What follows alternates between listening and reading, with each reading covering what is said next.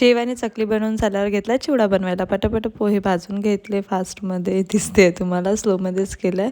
आणि छान कुरकुरीत होईपर्यंत भाजल्यानंतर आपल्याला जे पण त्याच्यामध्ये टाकायचं आहे, शेंगदाणे, डाळवा, मिरची, खोबरं, कांदा सगळं चिरून मी साईडला ठेवून मग एक कुरकुरीत तळून घेईल. आणि कढीपत्ता विसरायचा नाही बिलकुल, ते सगळं तळून त्याच्यामध्ये टाकून द्यायचं. आणि आपल्याला फोडणीसाठी आहे ना लसूण घ्यायचं आहे, ते थोडंसं मॅश करायचं आहे, जास्त पण नाही कुटायचं आहे, मी दाखवलं आहे पुढे तुम्हाला. आणि धणे पण घ्यायचे, धणे पण मॅश करायचे. आणि त्याच्यानंतर कढईमध्ये जे उरलेलं ते राहते त्याच्यामध्ये मोहरी, जिरं, लसूण टाकायचं, हिंग टाकायचं, धणे टाकायचे, मीठ आणि हळद टाकून थोडी साखर पण टाकून द्यायची. आणि मग ती फोडणी त्याच्यामध्ये टाकून द्यायची आणि आपला चिवडा बनवून रेडी आहे.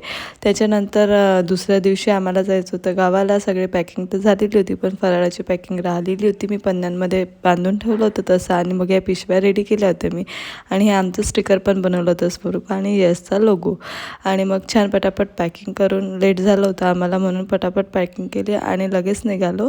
तर काय आमची गाडी 9 तास लेट होती तिथे जाऊन. इतकी थकलेली होती मी पहिलेच. मग तिथे जाऊन छान बॉडी मसाज घरी जाणं म्हणजे खूप स्ट्रगल आहे, हे रिअल स्ट्रगल आहे.